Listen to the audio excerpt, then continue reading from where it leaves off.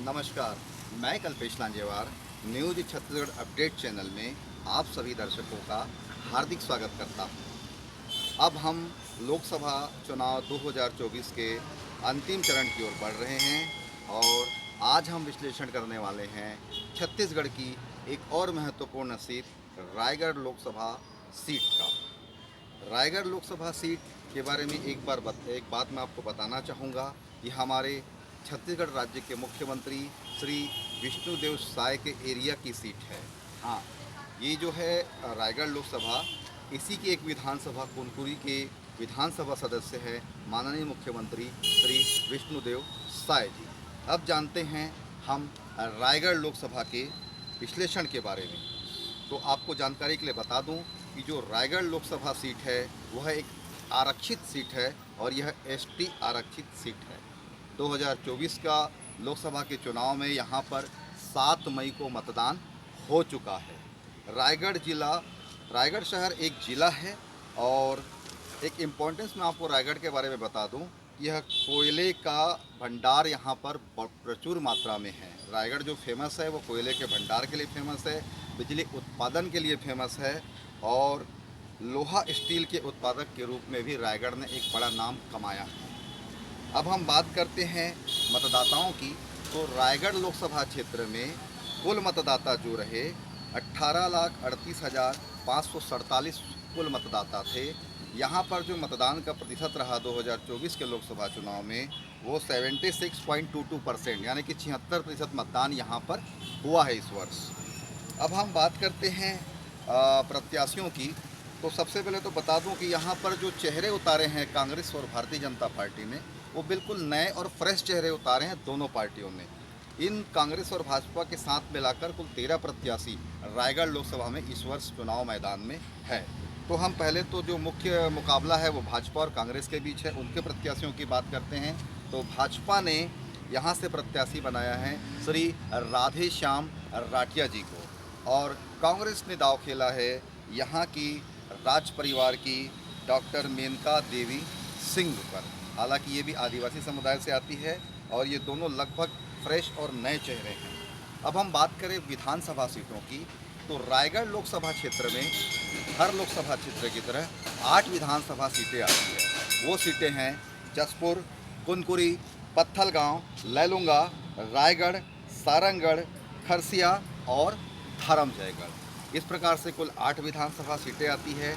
अब क्या स्थिति है 2023 में विधानसभा चुनाव में, यानी कि कुल भाजपा के कितने, कांग्रेस के कितने हैं, तो आपको जानकारी के लिए बताना चाहूँगा कि यहाँ पर 4 भाजपा के सदस्य हैं, विधानसभा सदस्य, और 4 पर कांग्रेस के विधायक हैं, यानी कि मुकाबला बराबरी का है विधानसभा के हिसाब से। अब हम बात करते हैं लोकसभा चुनाव की, पिछले लोकसभा चुनाव की।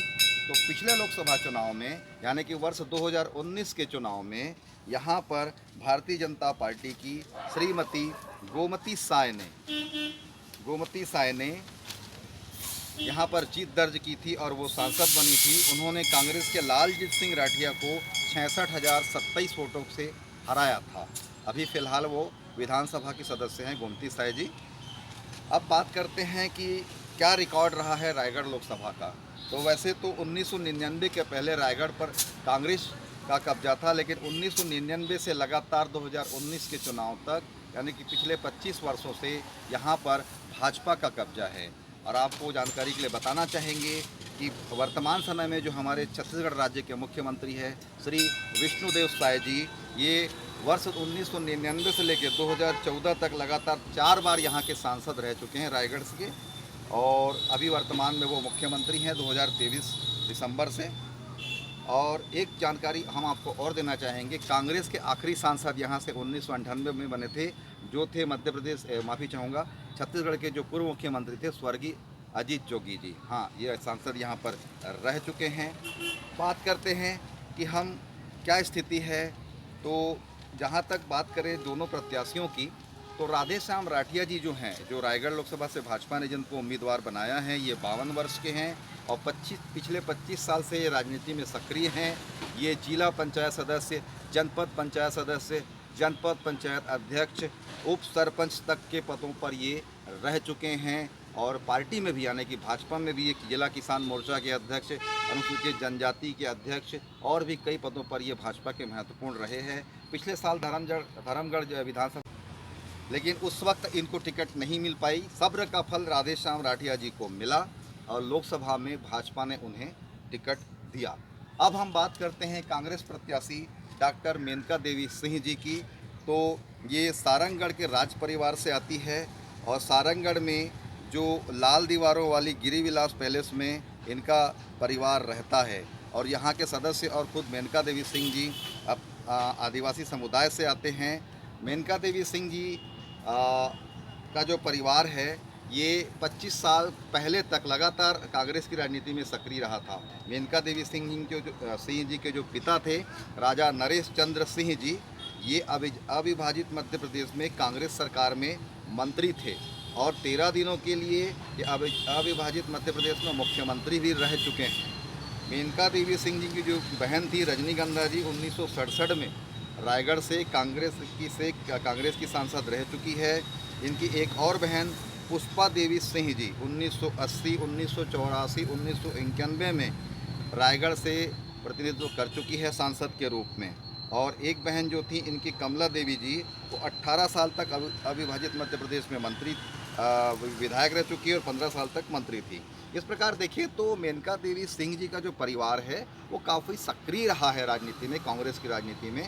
हाँ, लगभग 25 सालों से इनके परिवार से कोई भी सदस्य राजनीति कांग्रेस की में नहीं था, लेकिन इस वर्ष 2024 में कांग्रेस ने इनको मौका दिया है और सांसद के रूप में इनको चुनाव मैदान में उतारा है।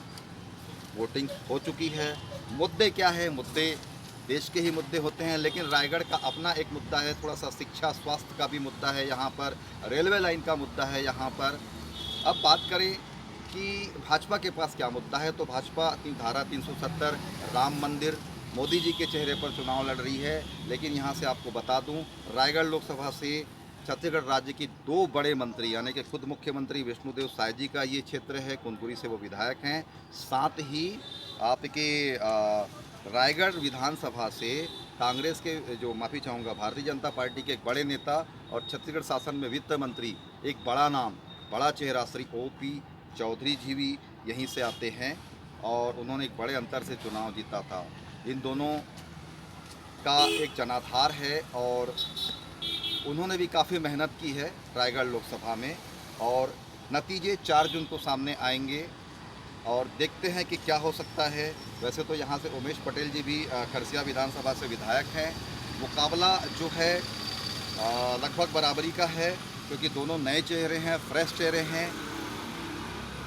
लेकिन हमारी जानकारी के हिसाब से, हमारे आकलन के हिसाब से, हमारे सर्वे के हिसाब से जो रिपोर्ट निकलकर सामने आती है कि पिछले 20 साल का जो भारतीय जनता पार्टी का कब्जा है, 25 साल से लगातार जो यहाँ पर भारतीय जनता पार्टी के सांसद हैं, एक बार फिर से यह सीट भाजपा को मिलती दिखाई दे रही हैं और एक बार फिर से भाजपा यह सीट जीतती दिखाई दे रही है और राधेश्याम राठिया जी यहाँ से विजयी होते दिखाई दे रहे हैं। वोटों का अंतर जो रहेगा वो 4 जून को ही पता चलेगा, लेकिन निश्चित रूप से रायगढ़ की सीट भाजपा जीतेगी।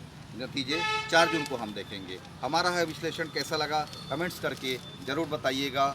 अगले विश्लेषण में हम जल्द मिलेंगे। तब तक के लिए आप सभी को नमस्कार, जय हिंद।